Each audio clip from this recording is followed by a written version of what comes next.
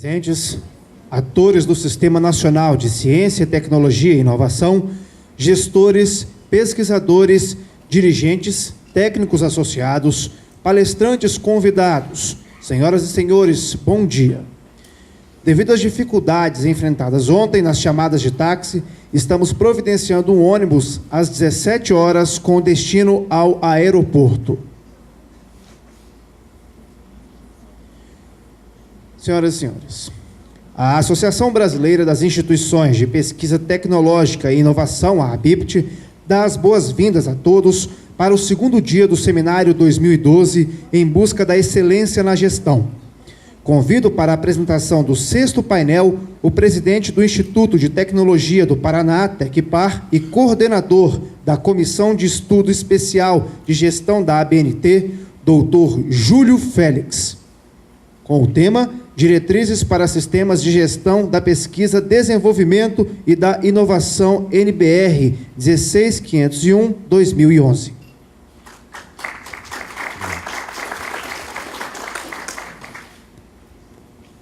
Muito bom dia, meus colegas e um número expressivo de amigos, aqueles que já estão há mais de um ano no Sistema de Ciência e Tecnologia brasileiro. É um prazer e uma obrigação estar aqui compartilhando com vocês esse trabalho. É uma obrigação porque eu sou coordenador da comissão, é meu dever também disseminar o trabalho que essa comissão desenvolve já há algum tempo.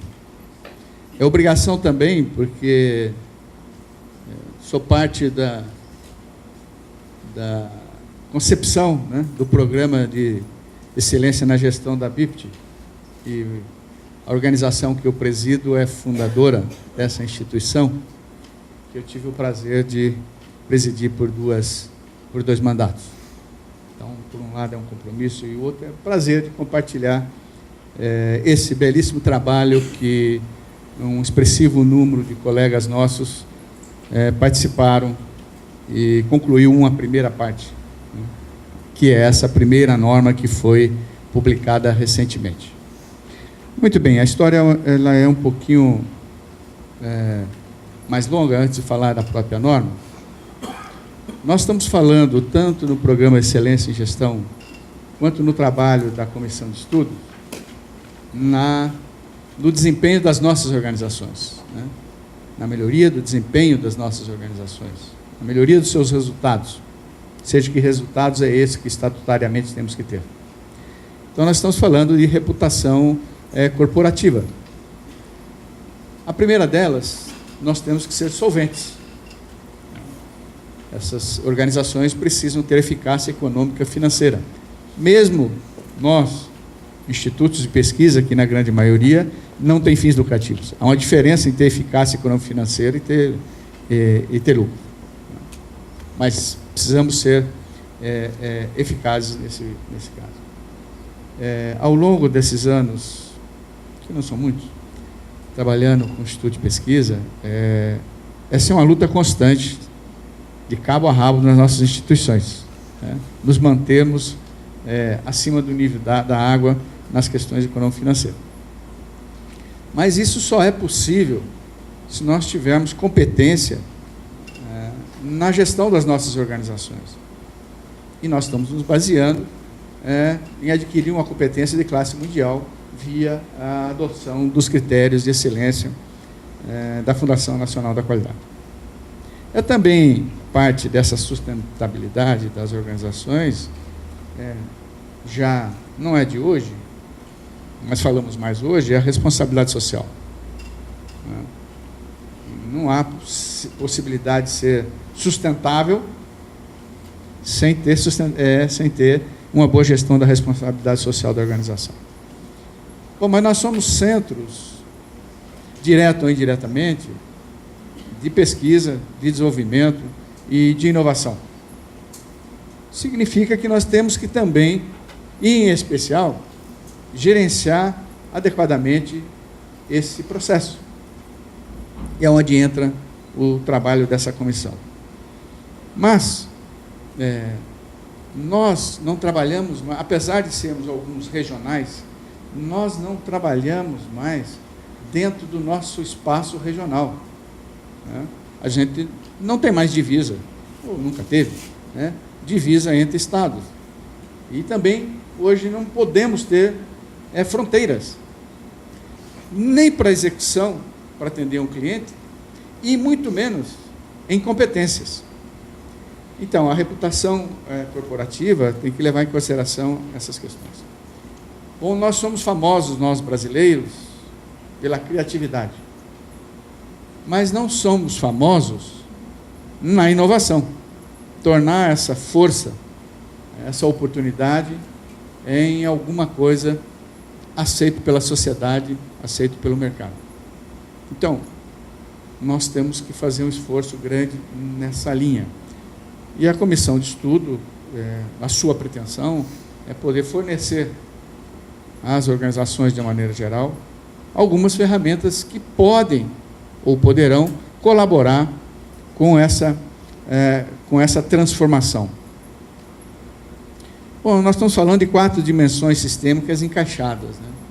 Custo, qualidade, flexibilidade e aonde a gente precisa chegar, que é na inovatividade. Eu sempre tenho dúvida se essa palavra realmente existe no português, sabe?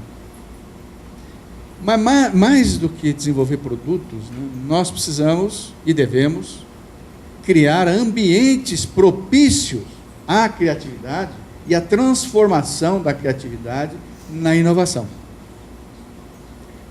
Então, esse é o desafio. Porque a gente pode inovar uma vez, fazer um grande produto e um grande sucesso, mas isso não nos torna sustentáveis. A gente tem que ter capacidade de inovar sempre. E aí o ambiente precisa ser propício a isso. E o trabalho da comissão está vinculado a disponibilizar alguns instrumentos, ferramentas para que isso possa acontecer. Então, a criatividade, o esforço é que ela seja voltado para pesquisa, desenvolvimento e inovação, como forma de sermos diferenciados, sermos competitivos. Vou falar essa palavra, eu me lembro um pouco, não sei se alguém leu uma revista semanal aí, mais conhecida, dessa semana, justamente está falando da nossa capacidade de ser produtivo e competitivo. E os números que aparecem, e as análises, elas são assustadoras, né? Assustadoras. Nós, cada vez menos, estamos nos tornando cada vez menos competitivos, né? E temos que fazer alguma coisa. Eu acho que os institutos, de uma maneira geral, têm um papel importante nesse processo, nas universidades, é claro. Bom, nós estamos falando da teoria da complexidade e processo decisório, tomada de decisão, né? Autonomia, informação, aonde agrega valor. Muitas vezes nós trabalhamos com isso, autonomia e informação, mas em coisas que não agregam valor. Então, o processo que nós estamos trabalhando é tentar direcionar, dar instrumentos para que as empresas possam direcionar para essa linha. Uma outra pretensão da comissão com esses instrumentos é dar formas para que se consiga ter um engajamento proativo dos colaboradores da organização. Nós sabemos que isso não se faz sozinho. Essas são as pessoas que realizam o processo, que gerenciam os processos de maneira geral na organização, que precisam fazer. E tem outra coisa importante nessa transformação, que é o valor econômico da confiança, né? E aí é onde entra o nosso papel de liderança, do trabalho em equipe, de conseguir integrar a cadeia produtiva daquilo que você está envolvido. Bom, esse assunto não é novo. Nós iniciamos, como eu disse, só faz 1 ano e pouco que a gente está no sistema, mas aí tem uma contradição, né? Esse assunto surgiu em 2001. Foi uma primeira tentativa de um projeto financiado pela FINEP, Altecpar, e tentamos, com a cooperação de organismos de outro país, a elaborar normas brasileiras nesse tema. Bom, nós não tivemos sucesso em 2001, mas faz sentido, nós não tínhamos um ambiente propício para falar de inovação, nós nem falávamos de inovação praticamente no ambiente produtivo, então não deu certo, e a gente foi inadimplente em alguma meta com o projeto da FINEP. Bom, num segundo momento, nova tentativa, dessa vez, a pedido da própria ABNT, iniciamos o processo. Mais uma vez, não obtivemos sucesso. A sociedade não estava preparada, provavelmente, para discutir esse formato. Bom, finalmente, há 2 anos atrás, a pedido de algumas associações empresariais, a ABNT resolveu criar a comissão de estudos para tratar da gestão da pesquisa, do desenvolvimento e da inovação. E, como era do meu interesse desde 2001 e interesse da minha organização, iniciei participando da criação da comissão, e meus colegas de comissão, por bem, resolveram que eu deveria coordenar. E é esse o trabalho. Então, vem desse tema. Bom, o que é a comissão? Por que CE, né? Vou explicar algumas nuances da ABNT. Normalmente são comissões de estudo. Mas como esse é um assunto transversal, ela é uma comissão de estudo especial, não está vinculada a nenhum comitê brasileiro específico. Tá certo? Ganhou o número de 130 porque era a sequência lógica. Bom, e o nome que se deu à comissão foi Gestão da Pesquisa, Desenvolvimento e Inovação. PDI. PDI escrito dessa forma é porque nós retiramos da Lei de Inovação. Não é nós que queremos que seja escrito dessa forma, se está certo ou errado. Nós só queremos harmonizar a terminologia dentro do país, contribuir para isso, na verdade. E o escopo dessa comissão é a normalização referente à gestão da pesquisa, do desenvolvimento e da inovação. Olha o termo, gente, é contribuir com a gestão na pesquisa, no desenvolvimento e na inovação. Não é padronizar, normalizar a pesquisa, o desenvolvimento e a inovação, que foi um entendimento do passado, né? Como é que vocês querem normalizar a inovação? Não é nada disso, né? Nós estamos falando de suporte, ferramenta, apoio para que essas coisas possam ser bem geridas. Tá certo? Então, são ferramentas para as empresas e demais organizações, de uma maneira geral, para ajudar na sua gestão. As organizações que têm participado, me desculpe se algum colega presente aqui, se eu esqueci alguma das organizações, a gente sempre corre o risco, né? Mas estão participando desse processo, né, as organizações que estão aí apresentadas nessa imagem. E tem algumas que participaram esporadicamente, e a ABNT tem uma regrinha que só aparece os nomes, divulga os nomes dos participantes, daqueles que participaram mais de 75% do processo. Então, tem algumas organizações que participaram em algum momento, não estão listadas aqui por uma regra específica, né? E eu sigo essa regra nas apresentações. Por outro lado, isso não é limitante. Todos, presentes e não presentes, estão convidados a contribuir, a participar efetivamente da construção desse arcabouço de normas para o país. Bom, no plano inicial, de 2 anos atrás, da Comissão de Estudos, ela planejou, então, a elaboração de primeiros 4 textos. Um texto é sobre terminologia. Cabe aqui uma ressalva, não é uma terminologia sobre pesquisa, desenvolvimento e inovação. Isso já está na lei, já tem vários outros dispositivos, não é esse o interesse. É uma terminologia de termos utilizados nos textos, né, para dar clareza à norma. Não temos aqui a pretensão na comissão de criar a terminologia da pesquisa, desenvolvimento e inovação no país. Está claro, pessoal? É só para um bom entendimento dos textos produzidos, aqueles termos que ali são necessários. A segunda norma é a de diretrizes para sistemas de gestão da PDI. Essa é a norma que foi publicada recentemente, que é 16.501. Já está em vigor, né?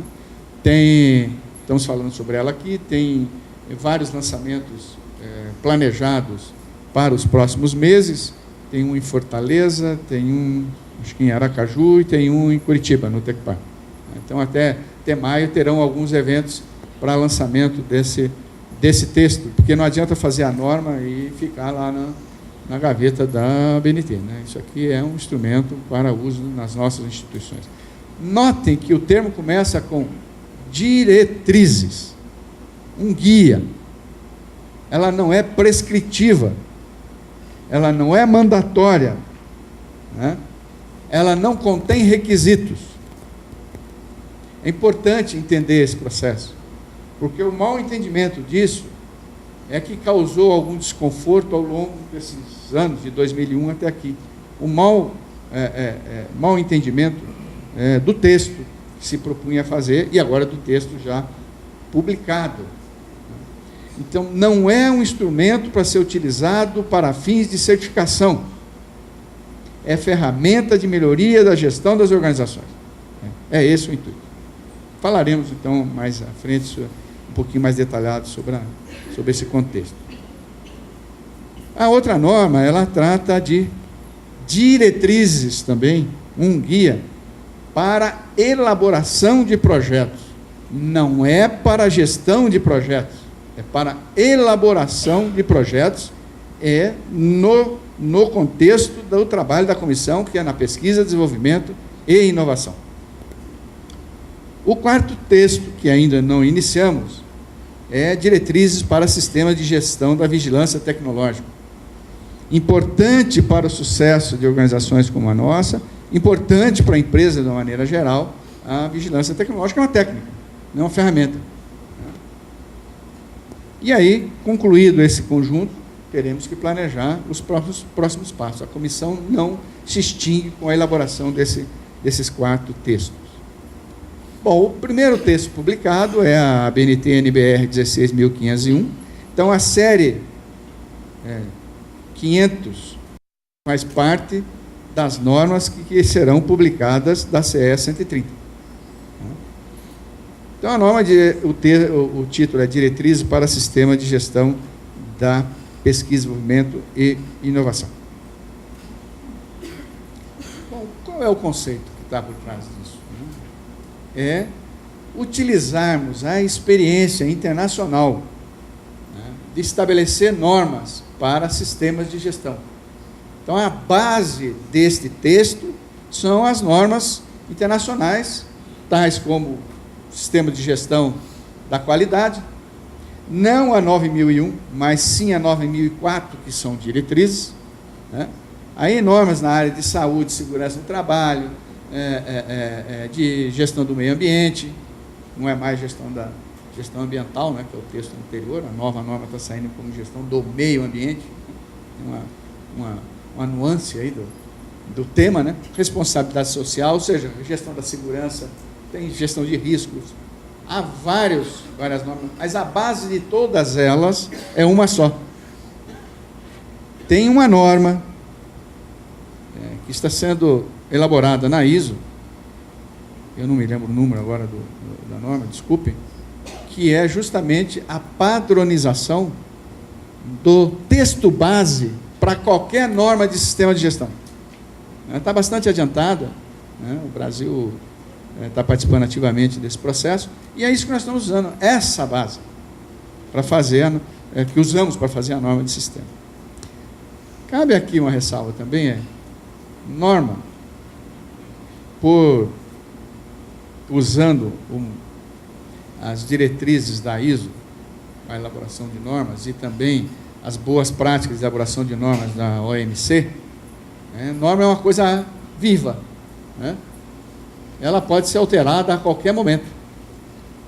E ela deve, pelo menos a cada 5 anos, ser analisada e adequada ao novo momento da sociedade e da tecnologia disponível.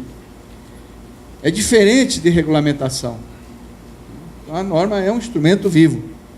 Se amanhã a comissão de estudos receber alguma contribuição que realmente vale a pena alterar, se altera. Se altera a norma, a qualquer momento. Ela pode ter a vida de 5 anos, mas pode ter a vida de 1 ano. E incorporar novas contribuições. Então, isso é importante entender no processo, né? Porque, para entender que não é um engessamento, né? Diferente.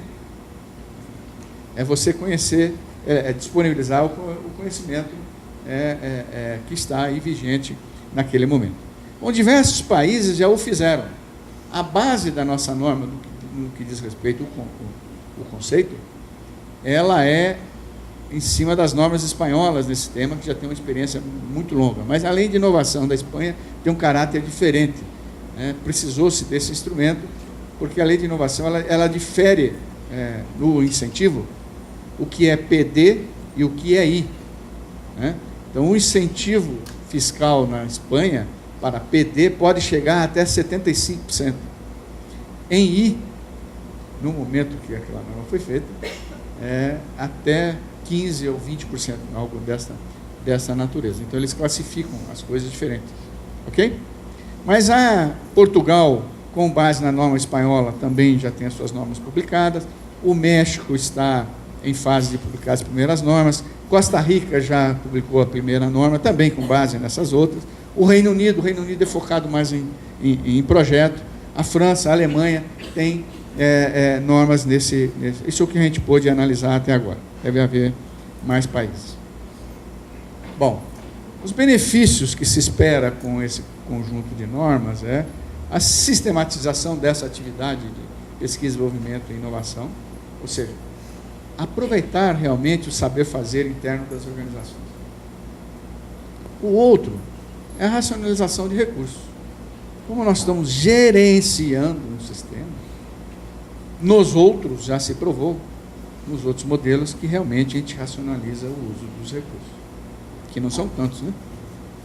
Quem ouviu a FINEP aqui ontem sabe que não serão tantos por muitos anos ainda, né? Nós só teremos novos dinheiros na FINEP a partir de 2015, para fomento. Se não ficou claro, é isso. Fomento da transferência tecnológica ao exterior e dos ICTs das organizações. Ou seja, segurança no processo da transferência de tecnologia. Como todo sistema, ele provoca uma motivação interna, né? Uma motivação em nossos colaboradores, né?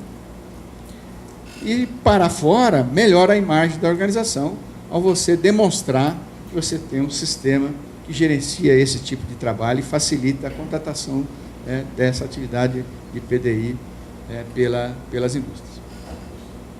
Mas tem alguém que põe dinheirinho nessas organizações, nem que seja só o governo, né? Então a gente tem que dar satisfação a acionistas, e isso dá transparência, né, a isso. Bom, a gente precisa de disponibilização de informações para implantar a PDI. Então, isso nos permite, e na norma está lá declarado, né, a gente precisa fazer análise da situação tecnológica interna e externa, a famosa vigilância tecnológica que nós mencionamos aí.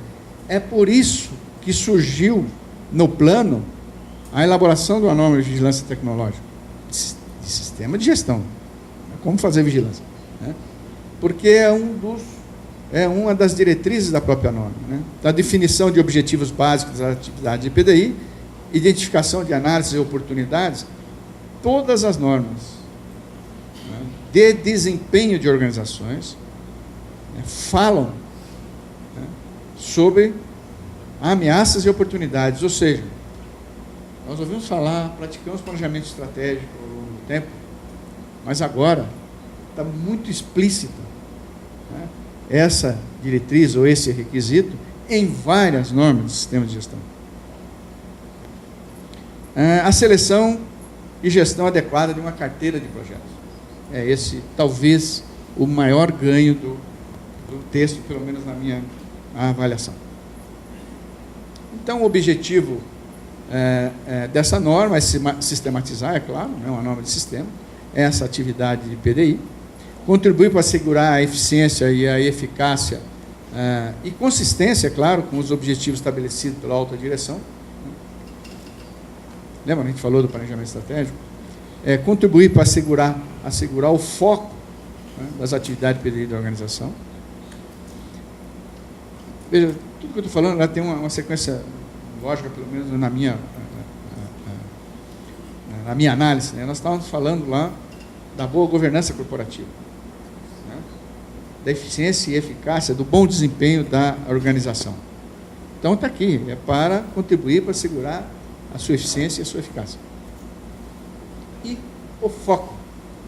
Foco no quê? No negócio da organização, na causa da organização para aquelas que são sem fins lucrativos. E contribuir para assegurar o retorno esperado daquele investimento. Normalmente é um investimento de risco. Como é um investimento de risco, também ele nos ajuda a evitar perdas. Ele não evita, né? É uma ferramenta, né? Ela nos ajuda a evitar perdas da atividade suscetível de gerar tecnologia própria e patentes. Potencializa, né, a P&D dentro da organização. E ela tem um cunho pedagógico no que diz respeito ao apoio à pequena e média empresa na prática da pesquisa, desenvolvimento e inovação. Bom, isso é no geral. O escopo da norma é esse aqui, que está publicado no texto, né? Esta norma estabelece diretrizes para o desenvolvimento e implementação de sistema de gestão da PDI e é aplicável a qualquer organização. Não importa porte e não importa o setor que ela está militando, né? Esse, então, é o escopo da norma. Eu não vou aqui, uma norma de, não me lembro quantas páginas, você lembra? De umas 30 páginas, né? Ficar aqui rezando o terço de cada uma das diretrizes que lá estão. Então, estou falando do conceito, do modelo do trabalho, né? Ela deixa bem claro, gente, essa norma não tem como objetivo que ela seja usada como medida regulamentária nas relações contratuais, inclusive não é para fins de certificação. Isso é uma catequese. Vocês não imaginam o que a gente já apanhou por causa disso, né? Então está claro no próprio texto. As diretrizes dessa norma são genéricas. Claro, é para ser aplicado a qualquer tipo de organização. E pretende-se que seja aplicável às organizações que desejam, qualquer uma, mas que desejam iniciar ou aprimorar, né, as atividades de PDI dentro da organização. Ela também define, né, como implementar e melhorar a gestão da PDI de acordo com a política da organização. É isso, a norma é isso. No demais, a base é as normas internacionais de sistema de gestão, que muitos de vocês estão acostumados, porque estão praticando isso, né? Nem que seja para praticar o critério processos aí da FNQ, não é isso? Bom, isto aqui não é um modelo de pesquisa, desenvolvimento e inovação. A gente não teve a pretensão de fazer esse tipo de coisa, né? Esse é só uma sequência das atividades de PDI, pelo qual a gente se baseou para fazer o texto, tá certo? Como todos nós sabemos, tudo isso se inicia com ideias, né?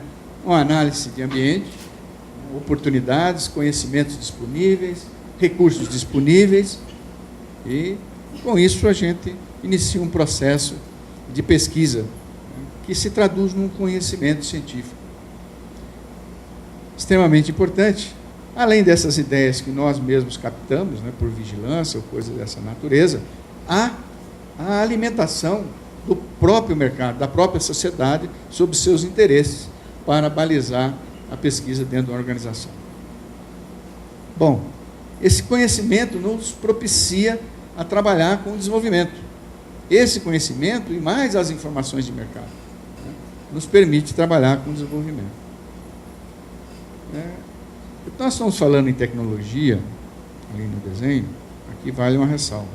A norma não é simplesmente, quando estamos falando de inovação, em inovação tecnológica. Nós estamos falando em inovação na gestão, nós estamos falando de inovação no marketing, né? Inovação no negócio. Tá certo? Então, e o grande instrumento é transformar isso num produto novo no mercado. E E aí é uma retroalimentação. Então, a sequência de atividades no desenvolvimento da norma é essa aqui. Não estamos dizendo que esse é o modelo. Veja, não falo nunca em modelo, só falo que é a sequência de atividades que a gente utilizou para poder escrever o texto. Perfeito?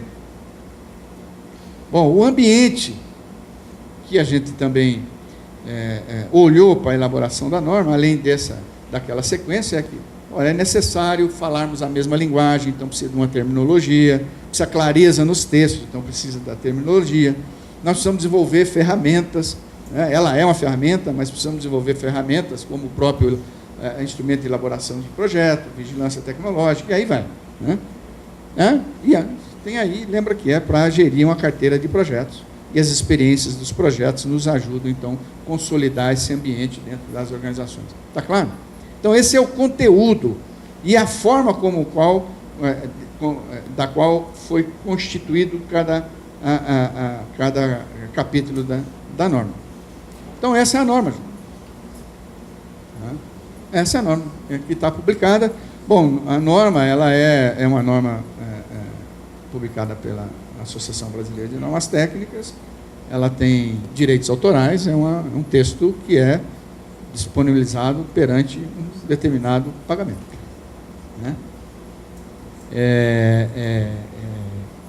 Está disponível, você pode comprar direto pelo site da ABNT, o texto. Quem participar, nós vamos fazer um seminário, falar sobre forma de não gastar, pelo menos no texto. Nos lançamentos da norma, a ABNT está disponibilizando gratuitamente. Então, quem participa ativamente tem o benefício de receber em papel a norma. Então, essa norma vai ser lançada em Curitiba, no Tecpar, num seminário com a União, em conjunto com a União Europeia. Estaremos recebendo 18 embaixadores da União Europeia num evento, e nesse evento será lançada a norma em Curitiba no dia 14 de maio. No dia 8 de maio é no evento da Copan, tem uma reunião da Copan, que é a nossa entidade regional de normalização, que é América Latina, América e Caribe, que se reúne em Fortaleza no dia 7 e 8 de maio. É um outro lançamento dessa norma. Então, o pessoal do Nordeste vai ter a oportunidade do lançamento lá, o pessoal do Sul tem a oportunidade de lançamento lá em Curitiba. Me parece que tem mais um outro já marcado. Bom, mas o nosso trabalho, como consequência, pessoal, qual criar o sistema fala de uma carteira de projetos. Sentimos a necessidade de ter um texto de diretrizes para orientar a elaboração de projetos de PDI. Não é para padronizar, é para dar elementos para escrever um bom projeto. Para escrever um bom projeto, pelo menos na nossa concepção, componentes aí da CE. Lembrando que não somos nós só que fazemos a norma. A norma, depois de um certo tempo, depois de aprovada na comissão, ela vai para a consulta nacional. E qualquer cidadão pode participar desse processo, dar a sua contribuição. E depois esses votos são analisados e incorporados, se assim a comissão achar que é conveniente, no texto.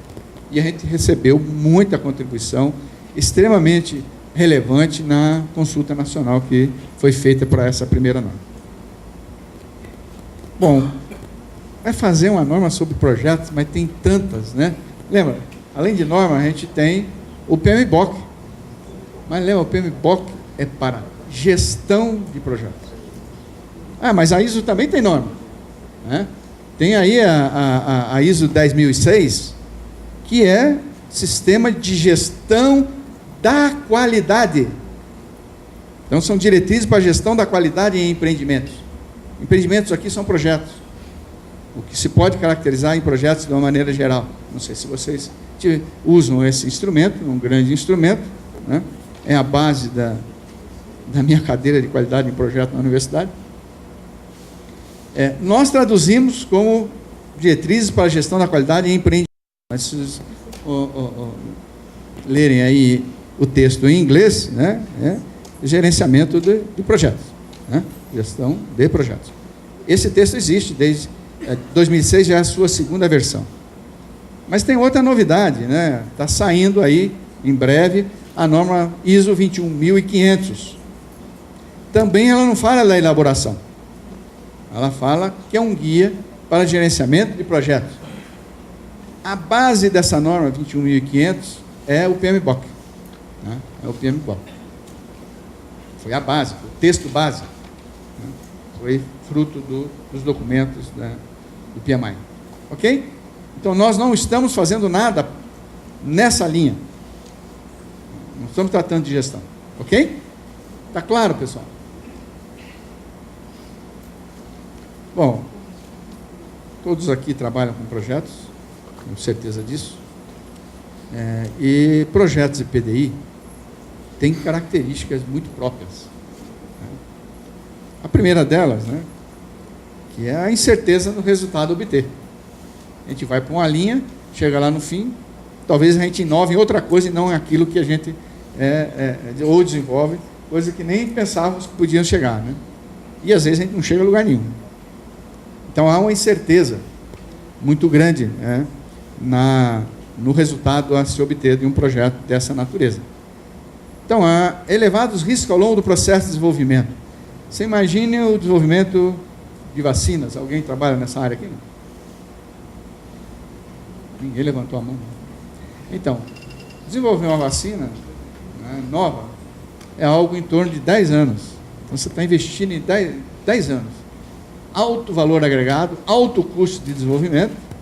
Tem um dado aí, uma publicação que eu não me lembro, o custo de desenvolvimento de uma nova vacina está em torno de 500 milhões de dólares. Né? Você já imaginou você chegar lá em nada? Né? Então esse é o ambiente que nós trabalhamos.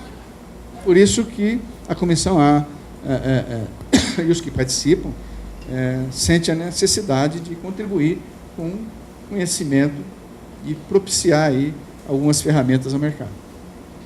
A outra coisa de projeto de pesquisa e desenvolvimento é que ele não é repetitivo. Né? Pesquisa, desenvolvimento e inovação. Pô, é desenvolver, é inovar. Então ele não é repetitivo. É início, meio e fim. Né? Eu falei no caso da vacina, então mostra um pouco o time, né, necessário para o desenvolvimento de projeto de PDI. A longo prazo de execução na grande parte da sua maioria. A outra, ou nós temos confidencialidade da própria organização, ou nós estamos desenvolvendo alguma coisa para terceiros, então a confidencialidade de projeto é extremamente importante. Então esse é um cuidado. E nós estamos manuseando intangíveis. Né? E muitas vezes as competências estão em vários setores do conhecimento e em várias organizações. Né?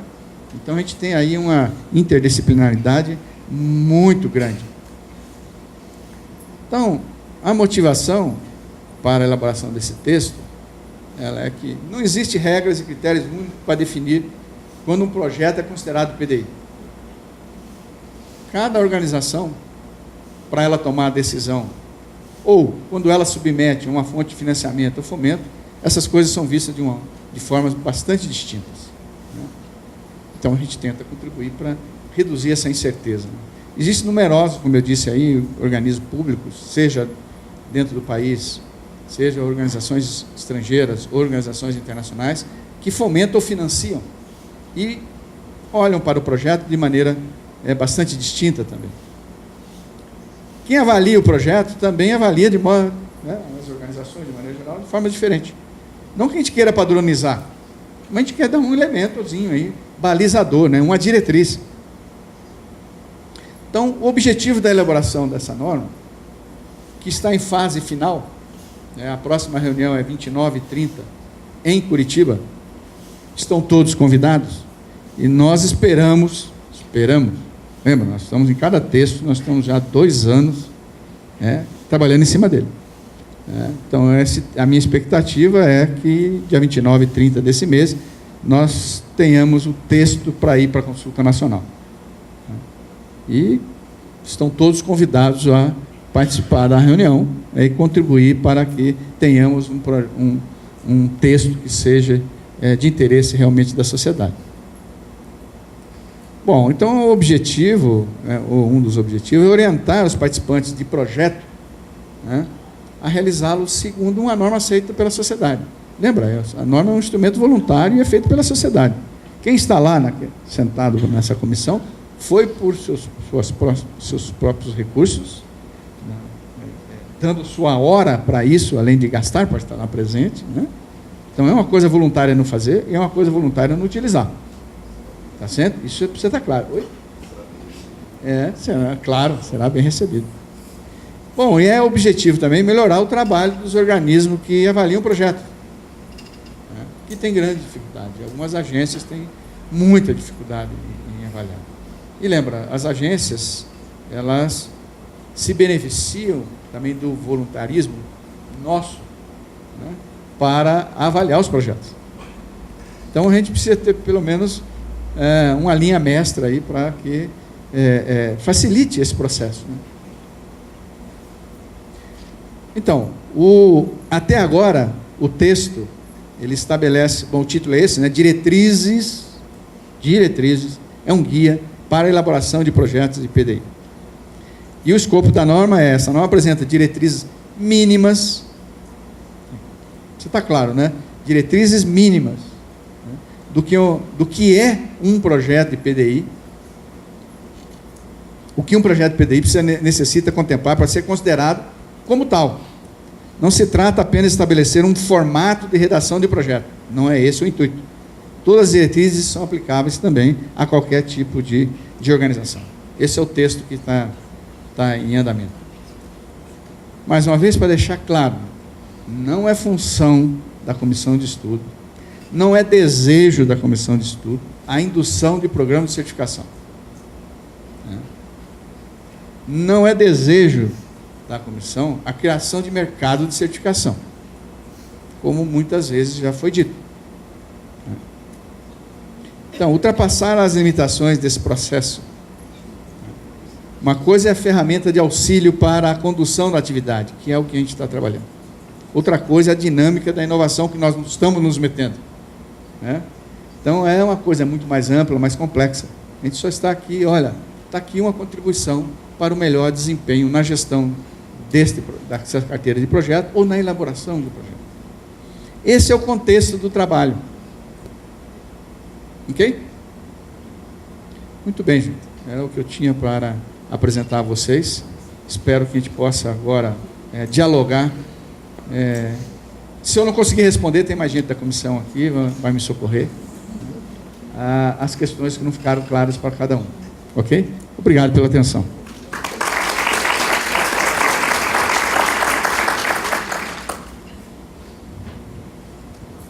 Temos perguntas para o nosso convidado? Tem um site da comissão. Lá aparecem as notícias e outros textos sobre o tema e podem ser incluídos de terceiros não participantes da comissão, também textos relevantes, informações relevantes sobre esse assunto. Façam uso, por favor. Alô. Bom dia, Júlio. Bom dia. Bom te ouvir. Godinho, Sistema Municipal de Ciência, Tecnologia e Inovação de Vitória, Espírito Santo. Queria saber de você se já tem alguém enfrentando o touro pelo chifre e implantando procedimentos conforme essa norma, e se você tem conhecimento da chifrada que eles estão levando. Bom, tem dois aqui que já levantou a mão. Bom, primeiro eu queria parabenizar vocês, né? Um dos poucos municípios do país que elaborou sua própria norma sobre inovação. Parabéns, é um exemplo fantástico. Só vocês em Santa Maria que o fizeram. Maringá está na Câmara Municipal o texto para votação. A gente espera que outros municípios tomem a mesma iniciativa para que a gente possa mudar esse contexto que eu falei de baixa produtividade e baixa competitividade, consequentemente, do país. Bom, o Tecpar, tinha que fazer alguma coisa, não é? Então, nós estamos incluindo no sistema de gestão da organização esse conteúdo também, né? Não sei se é por determinação, sabe? Mas tem que dar o exemplo, né? Mas o Instituto Eldorado também já está no esforço de implantação. Acho que o Ivo até pode, não só por ele ter participado e participa desde o início, desde 2001, Esse é outro dos sofredores ou sobreviventes, né, desse processo, mas ele também está lá praticando esse conteúdo. Ô Ivo, me ajuda aqui. Assim que saiu a norma, o Eldorado analisou a possibilidade de estar compliance com a norma. Aí nós começamos a analisar versus o nosso sistema de gestão. É incrível. Eu participo desde 2001 com o Júlio, apanhamos muito juntos, né? E nós descobrimos muito espaço que ainda deveríamos... Muita coisa para ser atendida, tá? Que poderia ser melhorada. Eu dou um exemplo. A gente tem muita preocupação dentro do sistema de fazer a pesquisa com os nossos colaboradores, pesquisa com os nossos clientes, com os nossos associados, e descobrimos que não fazemos com os nossos fornecedores. E aí vem aquela dúvida, você vai perguntar para o fornecedor se ele está satisfeito com você ou não, ele sempre vai falar que está satisfeito. Então agora nós estamos engenheirando formas, questões para que possamos analisar o quão satisfeito o fornecedor está com você. Porque se você está fazendo um projeto, precisa contratar um especialista que você não tem na instituição, e aí o especialista vai e te atende. Você passou a tê-lo como uma parte integrante em outros projetos. Daqui a algum tempo você volta ao especialista e descobre que ele não quer te atender. Porque ou você demorou para pagar, ou você foi antipático, ou sua equipe não atendeu corretamente.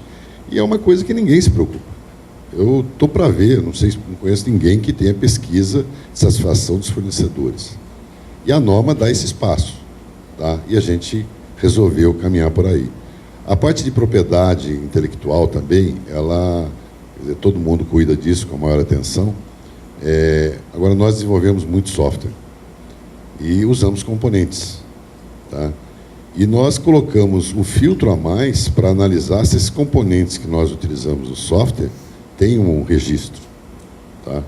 Porque vem um cliente, pede para desenvolver um software para ele, para uma gestão de produção qualquer, uma automação, você desenvolve só para uso próprio. Mas amanhã, se você usou um componente de alguém, ou parte, ou alguma coisa parecida, você pode ser acionado por isso.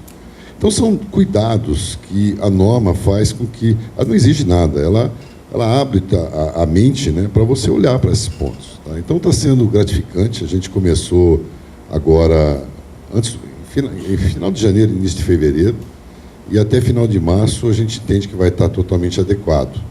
Tá? Porque a gente já faz isso há 12 anos. Né? Tá? Então, eu recomendo, tá? Quem não teve a oportunidade de comprar a norma, ler. Tá? Não pode, ela perguntou para mim qual o preço. Está na faixa de R$80, R$90, né, Júlio? Acho que é isso. E só não pode tirar xerox, que aí então tem que nem escanear. Né? Tem que comprar umas 10, né, mais ou menos, para distribuir. Aí ajuda a BNT e a gente fica contente também, né? Porque teve uma venda. Né? Então é isso. Não sei se tem alguma dúvida. O modelo de implantação, gente, não existe, né? Isso é característica de cada organização. Para dar um exemplo, por onde a gente começou? Nós sempre tivemos uma unidade dentro da organização que era responsável pela prestação de contas. Era isso que a gente tinha. A gente descobriu que, pelo número de projetos que a gente tem, a forma que trabalha, não é possível por aí. Então, o primeiro elemento que a gente criou, não estou dizendo que todos têm que criar isso, que cabe em todas as organizações. Nós criamos um escritório de projetos, né, para ajudar na gestão. Não é elaborar projeto, para ajudar na gestão, e não só na gestão financeira do projeto. Essa foi a primeira ferramenta aí, que nós implementamos. Bom, sobre o preço, eu não sou da BNT, eu sou do Tecpar. Né? A BNT, ela vive desses recursos. Né? Nós trabalhamos de graça e ela fatura, claro. Mas para vocês terem ideia dos custos que ela tem, só para manter a associação na ISO, ser um associado da ISO, significa $255 mil por ano. Para ser associado à IEC, a International Electrotechnical Commission, que são mais $300 mil por ano. Né? Então, para que essa entidade nos represente, quer dizer, para ela nos represente não, para que ela seja associada, para que nós podemos nos representar nesses ambientes, né, custa isso. Então, só para justificar um pouco o que vem de norma, né? Desculpa. Gostaria de parabenizar pela palestra.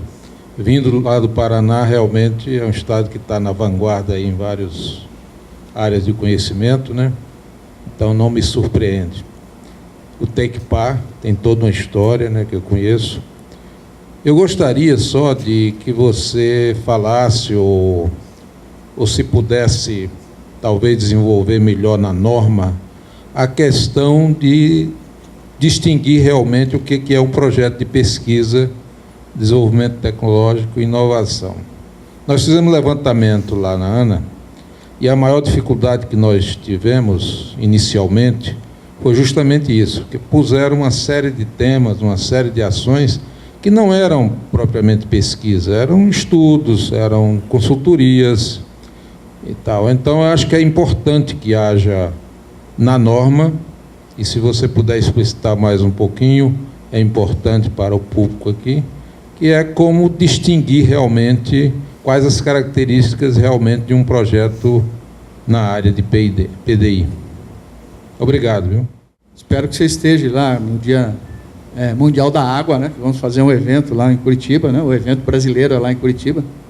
A ANA vai estar, tem um dos seus diretores que estará presente, mas é um momento importante discutir talvez a coisa mais importante que a gente tenha, né? Que é a água, relevante para a sobrevivência de todos nós, né? Então, estão convidados também para um grande evento em Curitiba, aí, que é o Dia Mundial da Água, que tem um seminário lá. Nós estamos utilizando exatamente a nomenclatura, a terminologia que está na Lei de Inovação, né, para esse fim. Não se criou nada, né, em termos de... Mesmo porque, senão, isso viria a causar um transtorno entre uma coisa que é voluntária com uma coisa que é compulsória ou regulamentária, né, que é uma lei, que é um decreto ou um instrumento dessa natureza. Bom, o primeiro é que é único. É único. Outro, ele tem um resultado em cima de uma coisa nova. O resultado dele sempre seja na pesquisa, seja no desenvolvimento ou na inovação, porque nós estamos falando de projeto PDI, mas nós temos projetos DP, né, que os seus resultados esperados é disponibilizar um novo conhecimento. Né? Vou resumir, né? Você tem o D, então você pode ter um projeto só de D, né, que é colocar um novo processo, um novo produto, um novo serviço, né, desenvolver algo dessa natureza em benefício próprio ou de terceiros. E você tem I, que necessariamente é satisfazer uma necessidade do mercado. O resultado dele é para isso. E você tem projeto que é de P, que é de D, que é de I ao mesmo tempo. Mas um não depende do outro. Isso é o que a gente deixa claro. Fazer inovação não depende de ter PD. Esse é um cuidado que a gente precisa tomar. E também, organizações têm causas e negócios diferentes. Algumas são entidades só de pesquisa. Então a norma também serve. Projeto de pesquisa tem característica muito própria, no que diz respeito, único e exclusivamente, ao resultado esperado. Então, P ou D ou I, o que diferencia é o resultado esperado. Outro, como qualquer projeto, ele tem início, meio e fim. E tem marcos para o gerenciamento do atingimento das metas estabelecidas no planejamento do projeto. Então, a definição, eu não sei ela de cor, né? Eu só estou dando mais Já fui melhor, né? Tá? Então, a terminologia é a que está na Lei de Inovação, mas a característica é essa. A diferença sempre está no resultado que se espera. caracteriza um projeto mesmo, qualquer projeto, é no resultado que se espera. E DPDI é isso, né? No P tem muito claro o que a gente quer, e a norma é para isso também. Então, a universidade pode se beneficiar do uso da norma, porque também ela dá elementos, ferramentas para corroborar com um bom resultado na pesquisa, né? Que ela não seja pesquisa pela pesquisa, né? Tá certo? Não sei se respondi claramente a tua colocação. Obrigado.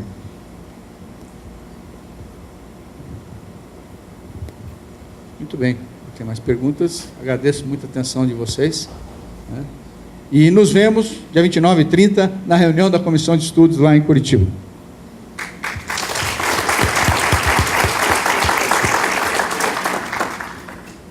Agradecemos a participação e a palestra do Dr. Júlio.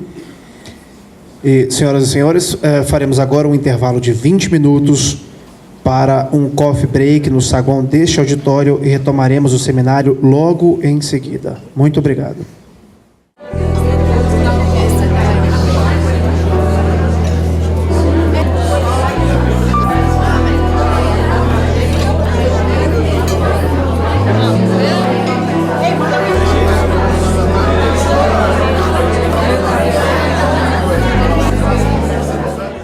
A Associação Brasileira das Instituições de Pesquisa Tecnológica e Inovação, a ABIPT, tem a honra de convidá-los para o Congresso ABIPT 2012, com o tema Tecnologia para um Brasil Inovador e Competitivo, a ser realizado em Brasília entre os dias 14 e 16 de agosto deste ano.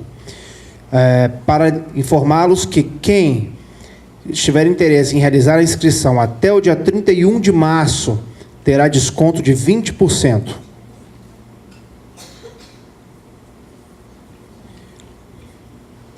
Convidamos os colegas da Embrapa que estejam interessados em trocar ideias sobre a implantação dos projetos de melhorias da gestão para um almoço e bate-papo hoje.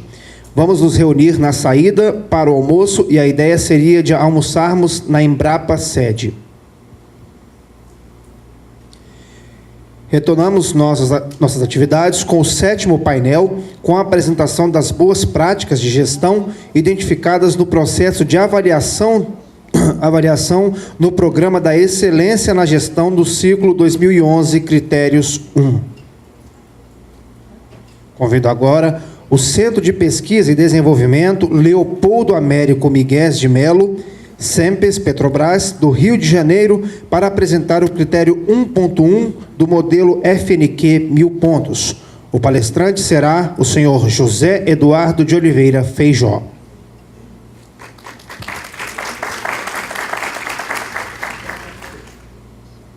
Bem, pessoal, bom dia. Primeiro, queria agradecer o convite e a escolha da prática aí, do COMIN, que é o Comitê Interno de Gestão do SEMPES, e também do PROAR, que é a Programação e Acompanhamento de Reuniões, que é um sistema corporativo que nós temos na Petrobras. Durante esses dias, esses 2 dias, eu assisti algumas apresentações aqui e algumas coisas me chamaram a atenção. Primeiro, a certeza do que a participação da Petrobras ao longo desses anos, desde a fundação da Fundação Nacional da Qualidade, em 1991, e ela participa desde esse início, foi uma das empresas que ajudou nessa fundação. Essa participação nesse processo tem ajudado em muito a criação, o crescimento da companhia, né? Então, queria, com essas palavras, elogiar esse processo que é longo, é uma caminhada longa. A gente participa da ABIPT desde a sua fundação também, participando com relatórios e recebendo relatório de avaliação e implementando melhorias no processo de gestão. Uma coisa também que me chamou a atenção também foi a apresentação da FINEP e um discurso que eu escutei do ministro de Ciência e Tecnologia anterior, que ele comentava muito, que era muito importante para o país transformar pesquisa e desenvolvimento em produtos para serem implementados ou processos para serem implementados. Ou seja, P&D tem que chegar até o CNPJ.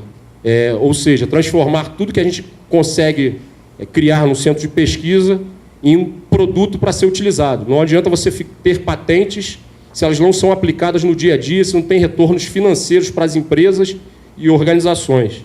Então, essa mensagem do Mercadante, que era um antigo ministro, ficou marcada, e em alguns momentos da fala da FINEP eu percebi que isso é uma diretriz, é uma estratégia tecnológica aí do nosso país. Aproveitando também esse momento, eu vou passar um vídeo de 1 minuto, que foi uma publicidade que passou quando a Petrobras fez 50 anos, já tem 10 anos essa mensagem, mas essa mensagem é muito interessante, porque eu não sei se vocês perceberam a importância que nós temos, institutos de pesquisa, centros de pesquisa, para o desenvolvimento do nosso país. Então, esse discurso passa essa mensagem que, na verdade, a gente está transformando o nosso país. A gente está trabalhando hoje para o país daqui a 30 anos, 40 anos, que tecnologia vai transformar esse nosso país. E aí, no discurso da FINEP, e para quem pôde assistir alguns discursos do Ministério de Ciência e Tecnologia, percebe essa grande evolução nessa área tecnológica no país, né? Nos investimentos e no retorno desses investimentos. Então, vou passar um vídeo.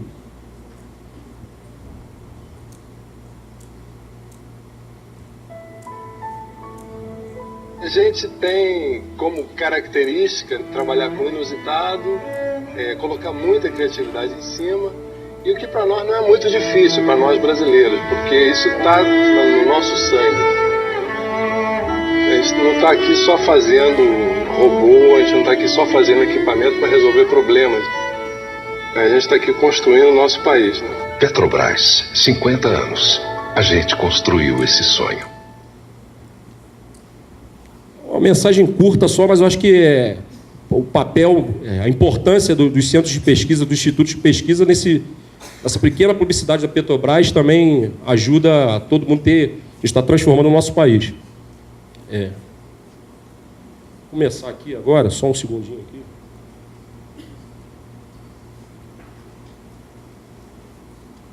Então, a ideia aqui é rápida, a apresentação é muito curta, mas é falar um pouco da Petrobras, um pouco do SEMPES, para depois entrar nas práticas, né? Que agora, a partir de agora, eu vou começar a chamar de COMIN e PROAR. No caso, COMIN, Comitê Interno de Gestão, e o PROAR, Programação e Acompanhamento de Reuniões. Aqui é um aviso, da mesma forma que a CPFL apresentou ontem, a gente também tem ações na Bolsa, então a gente é obrigado a passar esse aviso.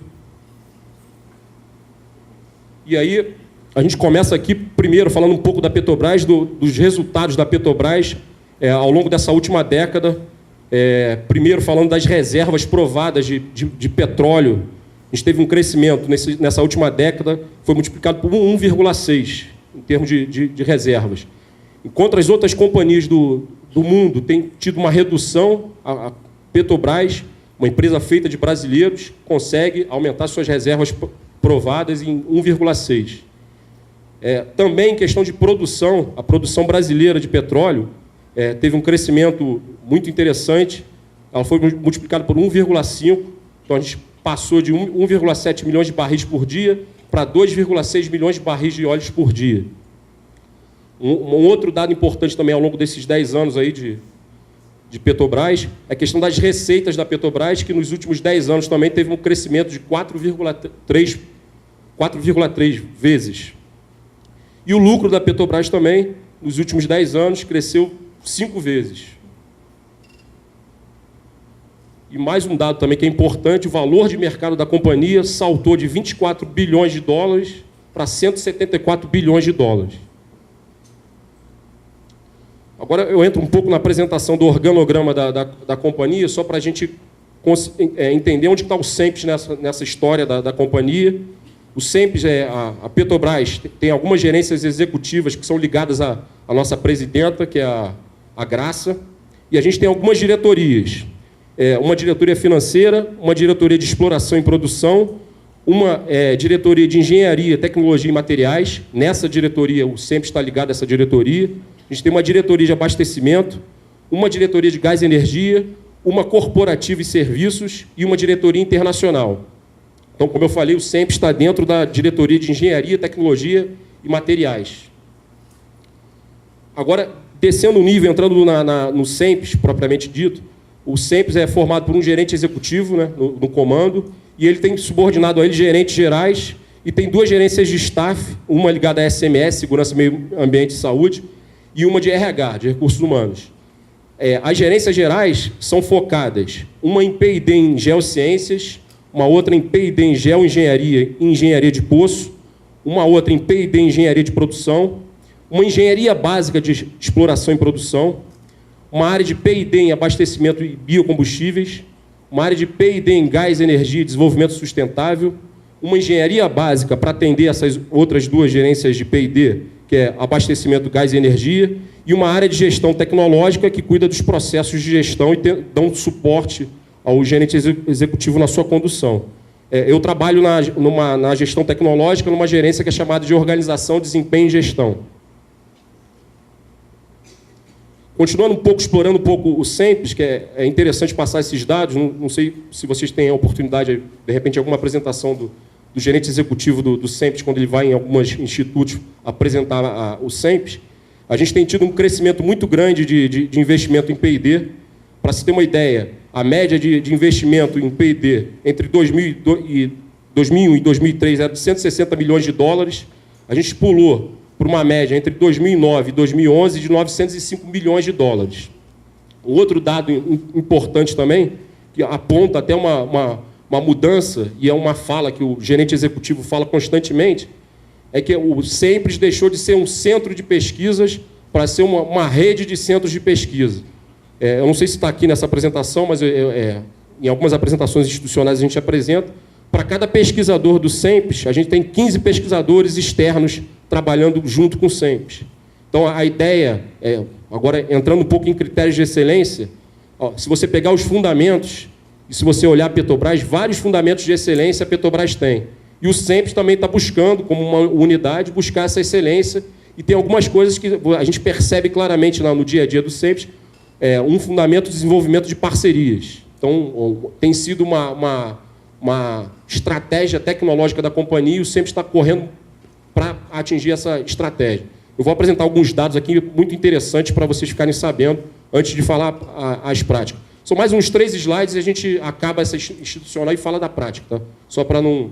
Mas, em termos de dispêndio em P&D de 2009 a 2011, só contando projetos e infraestrutura, foram mais de 2,7 bilhões de dólares. Essa intensa cooperação externa faz com que 52% desse valor que está apresentado em cima tenha sido gasto internamente na Petrobras e os 48% restante em parcerias. Então, é uma estratégia tecnológica da companhia buscar essa parceria com institutos, universidades e empresas também. Aqui é para ter uma ideia, para quem não conhece a Ilha do Fundão, o SEMPES fica na Ilha do Fundão, que é a cidade universitária, onde fica a UFRJ, Universidade Federal do Rio de Janeiro. Para quem conhece a Universidade Federal do Rio de Janeiro, ela, nos últimos anos, graças a esse investimento todo que a Petrobras tem feito com parceria, ela tem se modernizado muito. Hoje, a Universidade do Rio de Janeiro é uma universidade muito moderna, com vários laboratórios, a gente vai apresentar mais aqui na frente. O SEMPES também, por causa do grande crescimento da companhia, tem uma instalação original aqui, que está instalações originais, que está do lado esquerdo. O desenho arquitetônico do SEMPES é até muito interessante, daqui é tipo um sol com radiais. Então, tinha uma mensagem subliminar na época, quando o arquiteto construiu. E agora, do lado direito, né, da imagem aqui, a gente tem uma expansão do SEMPES, onde foi construído também um centro, e o tamanho do SEMPES duplicou. Então, a gente estava falando aqui mais ou menos de 150 mil metros quadrados, com a expansão passamos para 300 mil metros quadrados, que é um conjunto robusto para a P&D e para o tamanho da Petrobras, que já está entre as 5 maiores empresas do mundo. Então, a gente tem um centro de pesquisa hoje digno da 5ª maior empresa de energia do mundo. Então, só para sinalizar um pouco isso. Mas a Petrobras e a área de pesquisas não está só internamente no SEMPES. A gente tem algumas infraestruturas gerenciadas pelo SEMPES, espalhadas pelo país. Então, a gente tem uma área de conversão de biomassa em Fortaleza, uma área de biocombustíveis em Guamaré, uma área de garantia, escoamento e processamento em Aracaju, tecnologias de CO2 em Miranga, tecnologia de poço em Itaquipe, Bahia, o próprio SEMPES, e uma área com pesquisa em São Mateus do Sul, que trabalha muito com xisto. Voltando a falar agora um pouco de investimento externo, a Petrobras tem esse objetivo de, na sua estratégia tecnológica, de expandir a capacidade brasileira de P&D. E aí, de 2004 até 2011, esses investimentos em P&D da Petrobras em instituições técnico-científicas cresceu 5 vezes. E a gente, como estratégia tecnológica da Petrobras, a ideia era fazer um investimento, um aporte em infraestrutura e recursos humanos no início, para depois começar a coletar os resultados de projetos de P&D. E essa estratégia está sendo tocada ao longo desses anos. Então, investimentos totais da companhia de 2004 a 2011 chegam a 3 bilhões de dólares em investimento em P&D. E aí a gente já tem os primeiros resultados. Como eu estava falando aqui, o início era falar de infraestrutura. O que significa isso de infraestrutura que a companhia, que o SEMPES, através do SEMPES, investiu ao longo desses anos? Primeira coisa, a gente falou em 300 mil metros quadrados de laboratórios do SEMPES lá na Ilha do Fundão. Mas a gente está falando em 4 vezes o tamanho do SEMPES em áreas construídas do SEMPES espalhadas pelo país. Então, os laboratórios das universidades, de alguns institutos de pesquisa, corresponde a 4 vezes o tamanho do SEMPES. Então, aquela estratégia tecnológica que eu estava falando para vocês, de expandir a capacidade de P&D, a gente deu o primeiro passo aí com investimento em infraestrutura. E aí aqui tem algumas imagens de algumas áreas que foram construídas. Mas a companhia também não está só com esses objetivos, só com institutos e universidades no Brasil. Ela também ampliou a parceria, o desenvolvimento de parceria, relação de ganha-ganha com fornecedores e algumas dos principais centros de pesquisa de empresas do mundo, da indústria de petróleo, estão chegando na Ilha do Fundão e montando seus centros de pesquisa no Brasil. Isso você já deve ter acompanhado aí pelos jornais. Então, para se ter uma ideia, a gente tem algumas empresas como a Baker, Schlumberger, Usiminas, FMC. A Usiminas não está no Fundão, está montando em outro local. Halliburton, FMC, tudo chegando na Ilha do Fundão e transformando num grande centro de pesquisas para a área do petróleo. Essa parceria vai trazer um grande retorno, que a gente está trazendo capital intelectual, está desenvolvendo o nosso capital intelectual no Brasil. Então, acho que é um salto muito grande e é interessante passar isso para vocês. E a gente também tem fomento com parcerias com empresas de bases tecnológicas, e a gente tem essa relação de ganha-ganha com diversas empresas com cunho tecnológico. E isso aqui é só um retrato do que...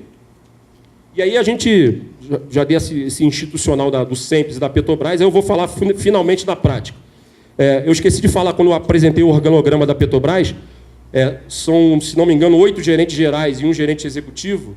Esse comitê interno de gestão, ele é um comitê que é formado por todos os gerentes gerais e o gerente executivo, em que toda segunda-feira, religiosamente, como se fosse uma religião, eles se reúnem de 9 a meio-dia para tratar de assuntos estratégicos e traçar o direcionamento, tomar as decisões do SEMPES. Então, aqui um texto só para... Esse processo ele acontece desde 1991. Então, é um colegiado composto pela alta direção do SEMPES, que é o gerente executivo com o gerente geral. E ele acontece semanalmente, religiosamente, desde 1991, toda segunda-feira. Então, esse COMIN é responsável por promover, avaliar a gestão estratégica, fazer alinhamento com as diretrizes corporativas, monitorar as evoluções e assuntos estratégicos, iniciativas estratégicas, projetos estratégicos, projetos relevantes para a companhia. Também discute assuntos de gestão. Então, quando a gente faz o processo de avaliação aqui, é apresentado o resultado lá numa apresentação para o gerente executivo, para os gerentes gerais, para eles verem os resultados. Então, outros diagnósticos que nós temos internamente também são apresentados planos de melhoria, planos de ação, e aí aprovado, é implementado. Então, a importância desse comitê é que todos os gerentes desse nível se reúnem religiosamente segunda-feira, ou seja, na agenda de qualquer gerente geral, segunda-feira, não marque nada pela manhã, porque é fundamental discutir essas coisas estratégicas do SEMPES. se pedia para falar um pouco dos principais desafios em relação ao Comim. Infelizmente, quando foi implantada a prática, eu não estava. Infelizmente ou felizmente, porque eu não sou tão antigo na companhia, não sou tão antigo de idade, é de 91, eu tenho 10 anos de companhia, então não cheguei a pegar o lançamento dessa prática. Mas eu coletei informações lá com alguns profissionais que trabalhavam na época. O primeiro grande desafio vencido, por isso que eu coloquei em verde, é a questão da mudança cultural. Você marcar uma reunião toda segunda-feira com todos os gerentes gerais, com inúmeros clientes dentro da companhia, e ele priorizar a gestão interna nessa segunda-feira, foi uma mudança cultural profunda, mas que é fundamental para o sucesso do SEMPES e para o sucesso da Petrobras. Essa prática de comitê interno também, em outras unidades da companhia, também são desenvolvidas. Então, religiosamente, em outras unidades da companhia, se tem também comitês internos em que se tem essa discussão estratégica das unidades. Como eu apontei aqui, essa questão de mudança de cultura, a agenda dos participantes também, que teve que ser, segunda-feira você não marca nada e que sempre vai ser essa reunião. E outra coisa que também foi uma dificuldade no início, foi a questão de priorização dos temas. Filtrar o que é estratégico do que é tático. E, às vezes, numa visão inicial, o gerente geral podia achar que aquele assunto tático seria estratégico e era questão de filtrar esses temas. Né? Então, teve um trabalho de aprendizado organizacional nisso e a gente conseguiu evoluir para o nível de hoje. E aí, os principais desafios a serem implantados, a gente pode apontar, primeiro, a questão do desdobramento do processo decisório. Isso é um diagnóstico claro nosso lá. A gente tem esse Comim, é uma das práticas aqui, eu até estava conversando com o Nilo ali antes, é aquela prática que você, tenho certeza que é a melhor prática do SEMPES, que é desenvolvido religiosamente, de lá saem as grandes decisões e se desdobra o processo decisório. Mas a gente ainda tem uma dificuldade de fazer com que os gerentes gerais, com seus gerentes subordinados, façam o mesmo tipo de reunião de desdobramento e os seus gerentes façam religiosamente também uma reunião com suas equipes para tratar desses assuntos. Então, esse processo de desdobramento decisório é um processo que a gente está implantando e eu acho que a gente está trabalhando para isso. A questão de organização e priorização da pauta, a gente tem 8 gerências gerais, então tem assuntos também que vêm pelo corporativo da companhia. Então, você priorizar e organizar essa pauta tem sido um exercício que a gente está trabalhando, é um projeto que a gente está trabalhando, que é montar a agenda de governança do SEMPES e fazer um processo de priorização, porque os assuntos estão fervilhando. Então, você tem que ter um processo para essa priorização. Tem alguns indicadores aqui, a questão de os eventos planejados e eventos realizados. A gente tem um alto nível um alto índice de realização dessa reunião do Comim. Só não acontece quando a presidente da República, a Dilma, ou a presidenta da Petrobras convida o gerente executivo para uma reunião extraordinária, aí sim é cancelado.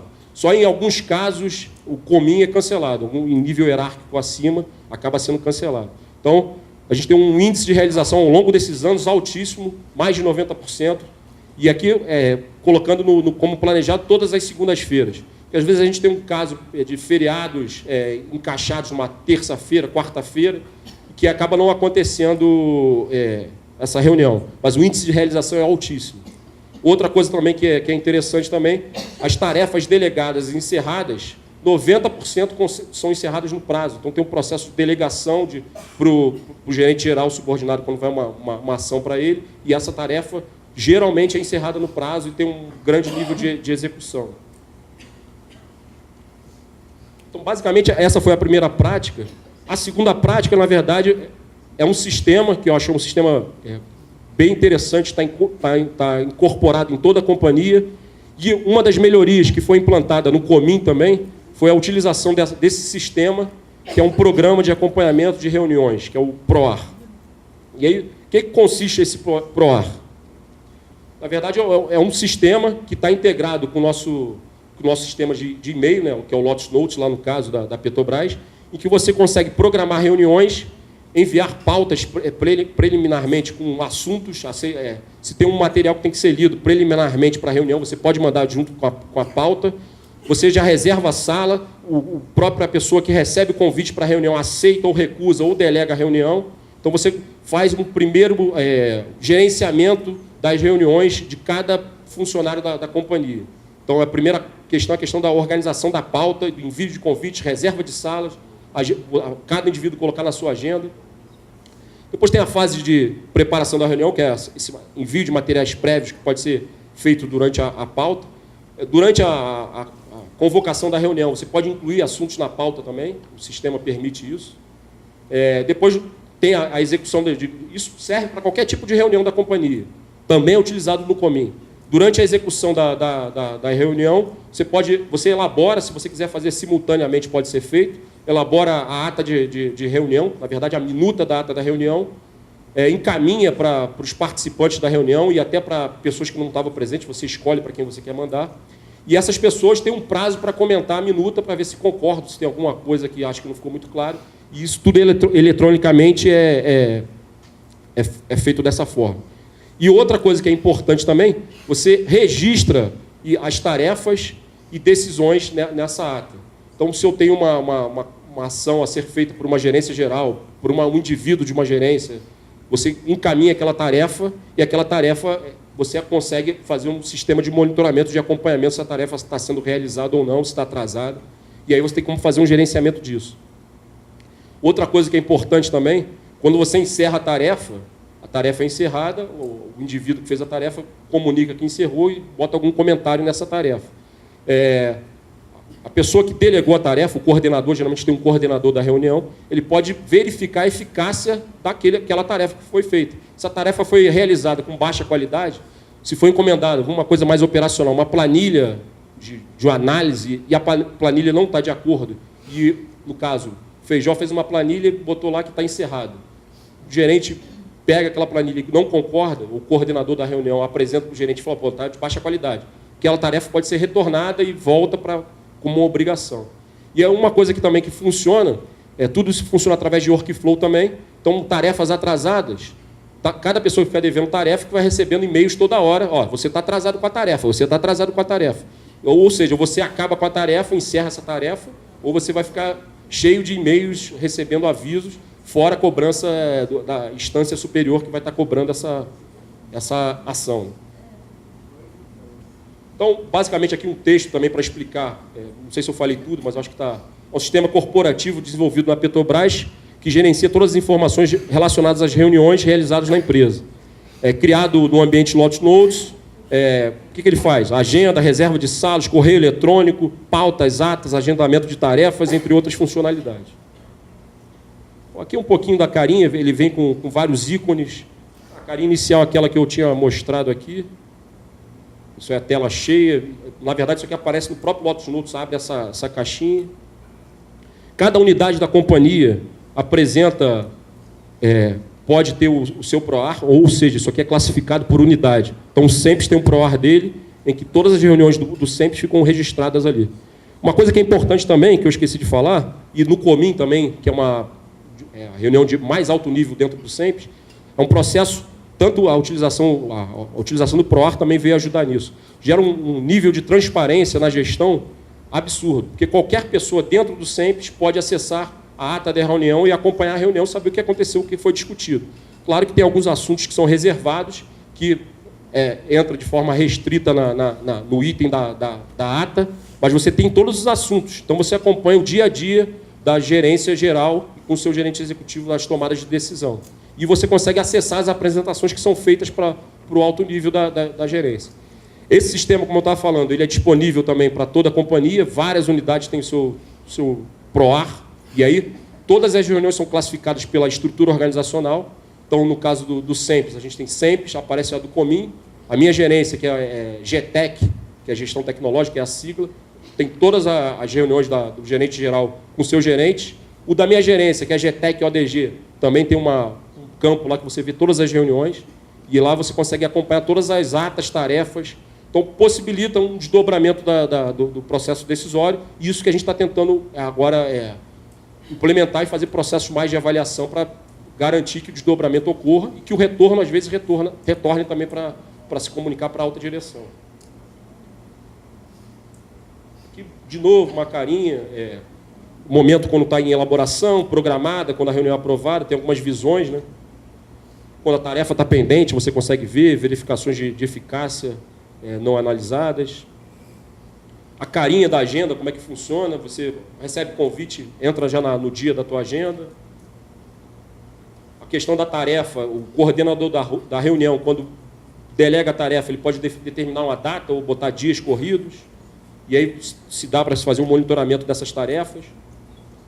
Questão da verificação de eficácia, se vai ter verificação de eficácia, quem vai estar verificando, você pode delegar para um subordinado estar verificando aquela eficácia.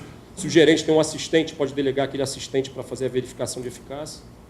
A carinha da ata, quando é impressa, né, tem uma ata que é um template só, e aí os assuntos são colocados, né, por exemplo, desdobramento do COMIN, primeiro item de pauta, e todos os assuntos que foram desdobrados do COMIN que foram comentados. Então você consegue, cada item de pauta, você pode botar vários comentários. Basicamente, a apresentação sobre as duas práticas está encerrado aqui.